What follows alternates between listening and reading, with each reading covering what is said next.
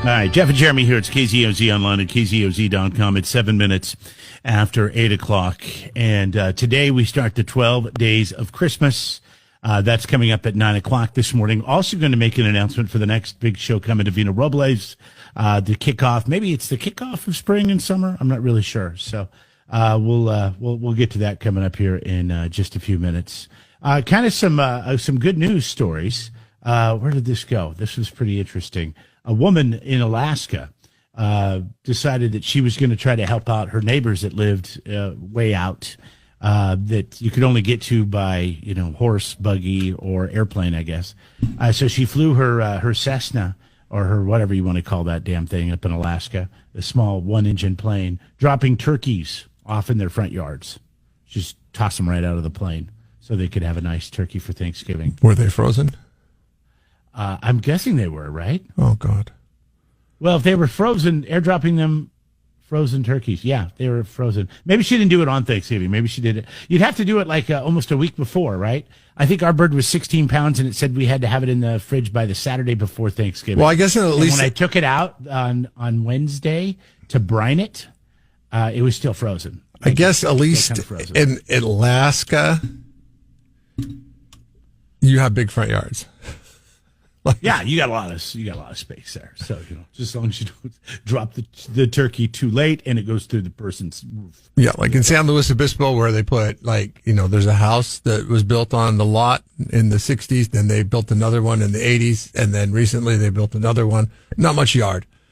Can't do that in San Luis Obispo. But I'm guessing in Alaska you could probably get away with it. Okay. And then let's see. Another guy decided to spruce up his neighborhood for his wife. He's a retired Marine vet. This is kind of a cool story. And he decorated all the houses on their street with Christmas lights. He had the lights. He went out and got them. And he said he just wanted to make his wife happy. This is his labor of love. And I said, are you crazy? But he did it. I think the whole neighborhood is just feels very blessed to have him in this neighborhood. If it wasn't for my wife, I don't know if I would have done it. But she wanted Christmas, so I'd give it to her. I'll do anything to make her happy. I didn't know what to think, but I'm glad he did it. I love him. And to think that he's done all this work just to make her happy. That's what Christmas and love is. Yep, that's it. Whoops. So anyways, there you go. That's 74-year-old John Reichert. I wish he was my neighbor because I still haven't got my lights up yet. I've been trying to get this company to call me back, and I've left 3 messages, and apparently they must not be doing it, or they must just turn their phones off. Maybe it's too late for these companies, It's December 2nd. It's not too late. Well, what do you mean it's too late? I don't know. There's people in my neighborhood, literally 5 days after Halloween, had them all. Yeah, well, that's ridiculous. Up all the. I don't celebrate Christmas until after Thanksgiving. Now it's time. Our tree isn't up yet. We're going to get our tree and all that kind of stuff. I did the lights on the house this weekend while cooking a turkey, and then realized the heating element in the turkey broiler went out sometime after we checked the temperature the first time. Because I opened a turkey broiler. I shouldn't say it's an electric broiler. It sits on the top of the counter. You plug it in. Is it like a crock pot? Kind of, yeah, except for it's a broiler. It's a great little. Oh yeah. It's bigger. It's bigger than a crock pot, but it's not as tall. You put a lid on it, right? I think I know what you're talking about. Yeah, it'll fit a turkey perfect. What's wrong with the oven? The oven fits the turkey. The oven would have worked. The Oster broiler lasted 5 years, and then well, it's an Oster. So we had a Thanksgiving asides, and I got to tell you, the joy on my kids' faces when I said, "Oh well, it looks like you guys are going to have chicken nuggets for Thanksgiving," was overwhelming. You must be that bad at cooking a turkey, huh? No, well, when it's not cooked, then yes, nobody wants to eat that. Why did you just put it in the oven? You just put it in the oven. No, because at that point we didn't know how long it had come down in temperature. I mean, when I stuck the thermometer in it, I wanted to see, and it actually cooled down from 135 to 110 at some point during that process, and I was like, I don't know, nobody's risking this. Plus, if we finish it in the oven, it's going to end up taking another 2 to 3 hours. It was already 4 o'clock at this point, because I was like, keep looking at the turkey. It's got a little window on the electric broiler. I'm looking at the turkey. I'm like, man, that's not browning up like it should be browning up. So we got a good about. As long as it gets to 165, you would have been fine. As long as it gets to temperature, you would. Yeah, but it would have been gross. Like, I don't know. Like, who knows? I'm not risking it. So you threw it away? Turkey. You threw the and nobody turkey likes away. turkey anyways. Turkey's gross. No, it's not. Turkey's great. I had turkey all weekend. I had a friend that spatchcocked. Is that how you say it? Where you cut the turkey in half and you put it on the grill? It's a fairly newer thing.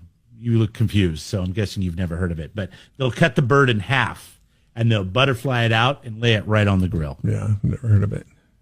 It doesn't sound appetizing, whatever you just said. It wasn't as, I'll be honest with you, it wasn't as good as mine. I cooked in the Traeger. But well, yeah, everything you do is perfect, right? I mean, no, it's not everything I do. It's the Traeger, man. I don't do anything. Honest to God, I put it in there at 350. 4 hours later, it was done. It was moist, juicy, made gravy out of the drippings. Oh, so good. Still got leftovers. Matter of fact, I haven't even had breakfast yet, so that's going to have to happen in the next couple of hours. Plus, the 12 Days of Christmas, day number 1. We'll ask question number 1 today. We'll reveal prize number 1 as well. That's coming up just after 9 o'clock. Jeff and Jeremy in the morning. 93.3 KZOZ rocks. This is a good Thursday night game this week. Green Bay Packers and Detroit Lions. Detroit Lions kind of let the Chicago Bears come back into that game on Thanksgiving. And they, like it seemed like every other play, a defensive player was getting hurt for the vaunted Detroit Lions defense. So it should be interesting to see, starting today, what players are going to be able to go this week for the Detroit Lions. Green Bay might be able to sneak one on the road. Remember last year they played each other on Thanksgiving, and Green Bay put the hurt on the Detroit Lions. Maybe Green Bay's got their number. I know they played a close one earlier this year in crappy weather, because it's always crappy weather in Green Bay. Speaking of crappy weather, what did you think of last night's game? Well, first off, I want to say we got to say a shout out to Roxy Reaney. Yeah. That was what we kind of skipped over that. Yeah, that's nice, because it's nice that we get to go deep with some of these artists that we don't get to go deep with. I really, yes, I'm enjoying this pick. We play a lot of Zeppelin, we play a lot of Van Halen, we play a lot of Aerosmith. We play so when somebody plays an artist or picks an artist that we can go deep with that we don't normally play, it's kind of nice. But anyways, last night's game was epic, wasn't it? I mean, it was just dumping snow. And did you see a fish out of water or what? San Francisco, man, they could not get it done. And I felt bad. I mean, I just feel bad. This team is, I don't know what happened to this team. I don't know what happened to their defense. I don't know what happened. I kind of know what happened to their offense. Now it sounds like Christian McCaffrey's out for the rest of the season due to some sort of knee injury. I don't know the specifics, but that's what I read this morning. PCL. So more bad. Very similar what is a PCL? Is that like a ligament? I don't know. They compared it to somebody else's. Oh, Puka Nakua's injury earlier this year that had him sidelined for 7-8 weeks, something like that. Boy, I'm glad I dumped him off my fantasy team when I had a chance. Yeah, got a little something for him. Sorry, right? Joey got him. Well, doesn't matter. My season's over. But, I mean, I still have a shot to play for the toilet bowl again. So, hey, I have that going for me. But yeah, what a rough night for the 49ers, and what a big night for James Cook, and what a big night for the Buffalo Bills. My gosh. How about Josh Allen? Josh Allen threw a touchdown pass. That's right. Received a touchdown and ran pass. one in. And ran one in. I believe, has that ever happened before? He's the second player to ever done it. Okay. Yeah. That was pretty good. And it had to happen. I believe he's the first player to ever do it in a driving snowstorm and a blizzard. So he threw I'm trying to remember. I can't remember how that. I remember the play. He threw the ball to somebody, then they lateraled it to him, and then he ran it in. Yes. Okay, threw it to Amari Cooper. And he felt like in the post game, it was hilarious because he said he said, yeah, I felt bad because I felt like it was a bad pass, so I needed to follow up to help him to help block if need be. And I was running, and we made eye contact, and Amari Cooper just pitched it to me, and I caught it and I ran it in. That's all we did. It was just a little yard ball at that point. You gotta hate that if you're the San Francisco 49ers and you're like, dude, seriously with this? I mean, man. I'm guessing you didn't make your picks this week online because you, Mandy, and Suzanne, who never make their picks, went 14 out of 15, only missing the Baltimore game. Stop with that. It was Did you set your fantasy lineup? Did you set your fantasy lineup? Oh, you had time to do that, but you didn't have time to make your picks. Yeah, that's a terrible excuse. Stop with that. Yeah. But anyways, this was it. My point of this whole thing is, if you have a shot at winning this week's Red Zone Challenge, really make sure you pay attention to that tiebreaker score tonight, because everybody, I'll pick tonight's game, had a really good week. So it's going to be very important because there was a lot of Thanksgiving stuff going on, and a lot of with the computer picking. If everybody went 14 and 15, it was all favorites down the line, right? Well, not everybody. The people that made their picks. Yeah, but I mean, what I'm saying is Thanksgiving week. A lot of people, like on Wednesday, are like scrambling around doing Thanksgiving stuff, and it's like, I don't got time to get to my games. So yes, tiebreaker tonight is super duper important. Right. This would be a good time for this upcoming week, since it's going to be so busy. We have the takeover, the parade is on Friday. You'll have all kinds of excuses. You could go in today and make your initial picks. No, why would I do that? I don't even know who's hurt on the Lions. Boy, Russell Wilson, what an epic day. I mean, over 400 yards. Cincinnati Bengals, 3 touchdowns. Cincinnati Bengals defense could make any offense look good, can't they? I feel bad for the Bengals. I think the Bengals average somewhere north of 30-something points a game. And they lose. They've won 4 games this year. Averaging over, they got to average more than any other team in the National Football League per game. And yet they've won 4 games because their defense stinks terribly. Awful. At home, they let the Pittsburgh Steelers, a team that's known for running the ball down your throat, come in and score 44 points. Should have been 47, except for they got lucky and blocked the kick. Hey, do you know how to look and see how many people have perfect weeks so far in the red zone? Not until tomorrow. Lawn Boy Kevin wants to know. Okay, we'll look at it. Not until tomorrow. Not until tomorrow. We can figure that out. And I'm guessing you're asking how many people have had a perfect week. Like how many people? It happened a few times last year. Yeah. I know it's happened once so far this year with one person. Really? And they ended up winning. Was that on a bye week? I don't remember. Okay. It might have been. I think it was mid-season, so probably. Yeah. Anyways, so congratulations to Roxy. There's your Metallica. Also want to say congratulations to Kyle Rasmussen, I think is how you say his name. He is the guy that is saving my season. He went 3-0. Nice job. Appreciate you, brother. We're going to hook you up with a $50 gift card to go to the poorhouse and to. I believe he's the first 3-0 save Jeremy's season guy. Isn't he? No, I think Dave might have the first week. He was 3-0 as well? Went 3-0. Okay. Yeah, I think he went 3-0. But yeah, other than that, it's not easy to do that either. 12 Days of Christmas is coming up at 9:05. We'll ask question number 1 and give you the first opportunity to try to win the 12 Days of Christmas. Now, just a quick reminder of how it works. There's 12 trivia questions, and there's 12 days of prizes.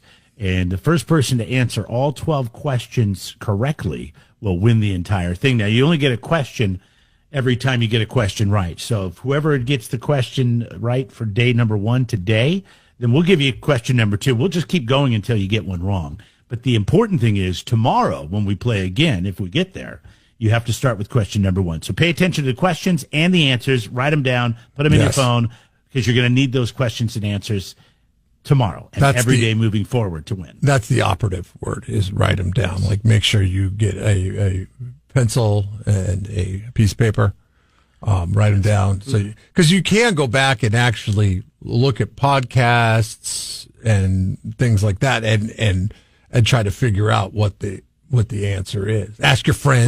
We go through the course of the year through podcasts. I look at our social media pages, and I come up with 6. Jeff comes up with 6, and that's just pretty much what it is. It's nothing terribly hard. It's just if you listen to the show, you may have caught it. Maybe it got stuck in your brain like a song. There's a new song out called Earworm Eraser. It's a song that's supposed to help you get songs out of your head. Like, give me a song to get stuck in your head every time you hear it. Well, I'm embarrassed to say it, but it's okay. Carly Rae Jepsen's "Calling Me Maybe." Still, how does that go? Like 10 years ago, that song was big. Call me maybe. Is that what it says? Yeah. How's it go? I just met you, and this is crazy. Oh, here's my number. That's Call never me been maybe. stuck in my head.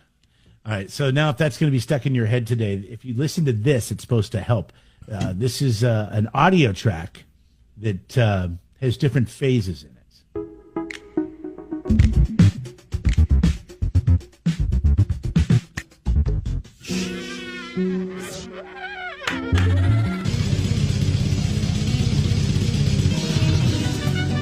It's a little bit of everything. It's a little bit of everything, and then that's supposed to erase everything. I guess. This doesn't seem like it's going to work. Oh, my God. What was that one song we did? The KZOZ Takeover, by the way, this year coming up on Thursday. We're doing nothing but playing your requests.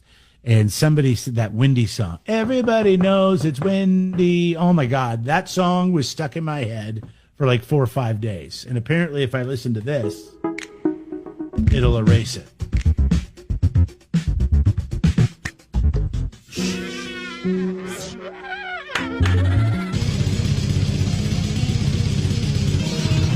Okay.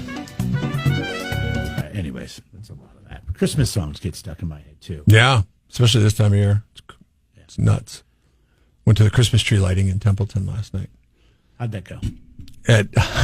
There was a split second when they kicked, they have everybody count it down from 10, and then they plugged it in.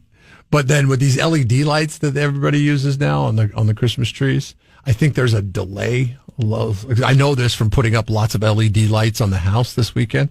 There's a delay with LED? Yeah, you plug it in, and then it takes a second, and then they come on, and there was a split second there where it went to 1, and he plugged it in, and then there was apprehension in his face, and then they all lit up. And he was like, "Oh, thank God!" Isn't that the worst with the Christmas tree Templeton, lighting? not Paso. Paso had their big celebration. Yeah, that was on Friday. We had other. It was great. Oh my God, things. the park looks amazing. Yeah. A lot of people showed up. Why'd you go to Templeton? Because you know my aversion to people. Like I drove around Paso about an hour before. I was like, screw this. Where is this tree lighting ceremony in Templeton at? Is it in the park there? Yeah, right the church. The church across the street puts it on, and it's a little cedar tree. I'm not a little cedar tree. It's probably about 50 feet tall. But it looks like a Christmas tree. It's the only tree in the park that looks like a Christmas tree. And then they string it up with lights, and you go out there and you meet Santa, and you have a hot chocolate and some cookies thanks to the church. And then everybody sings Silent Night, and then you're on your way. Went to have dinner at Jack's beforehand, watch the snow it felt like winter because you could watch the snow on the game that was following in Buffalo. And it was very, very Christmassy and very small town. I don't know, like Paso Robles, their Christmas light display is incredible. I heard numbers thrown out there that $80,000 was spent on this. Now, I can't confirm that because it was very, it's not like I talked to any officials. It was basically somebody that lives in Paso Robles complaining about the fact that they heard that there was $80,000 of taxpayer money spent on Christmas tree lights. And I was driving downtown yesterday, and that sounds like a lot, but when you break it down per resident, it's really not that much. Well, and if it brings people in, great it is. If it brings so good. Yeah, if it brings people in, and I will tell you this, okay, for the Friday after Thanksgiving, so crowded, like as crowded as any other day of the year. Right. in Paso. So I think they made their $80,000 back in tax revenue, or they will over the course of the Eating season. at restaurants, going to wine bars, God, buying yeah, stuff, like shops, staying it in was your hotels, nightmare. Like, remember that one time you tried to get a table at like 5 o'clock? At 2 o'clock. No, 2 it was o'clock. 2 o'clock. And there was already like lines out the door, and I'm like, And the restaurants were like, we could get you in at like 9:30. So I went to San Luis Obispo, where nobody goes, and I had lunch down there at 3:30. We drove around for like almost an hour, walking around trying to find places. Yeah. I can get you on a list, maybe 9, 10 o'clock tonight. I'm like, get out of here. This is Paso Robles, all right? This isn't Los Angeles or The Christmas tree lighting in Templeton was probably at most 150 people. There had to be 600 people just milling around the park. Keep in mind, this is while the sun was still up. So when they actually lit the trees, I have no idea how many people were there because I was far away from that. Gazebo. I mean, you look out, it was like there was so many people. I mean, God, it looked like there was. Well, I was driving around down, and we went and walked and checked it out yesterday in the daylight before going to the Christmas tree lighting in Templeton, because that is something I'm going to do on the weekday because it was still a little too crowded for my liking in Paso yesterday. And I noticed that the lights are still plugged in and on. So the electricity, that guy that was telling me it was $80,000, I'm sure he'll have something to complain about. Don't they have it? Can't somebody go to the Home Depot? Like and get a sensor? A timer? Yeah. Get a timer. Yeah, Just get a timer. daylight I got sensor. One in my house. Something, yeah, a timer. That's what mine are on, too. Turn it You're on, right. turn it off. Sun goes down at 5. Turn them on. Gosh. Yeah. Actually, you probably turn them on at 4. See, All right, Aerosmith and Weezer coming up. I'm going to run for city council.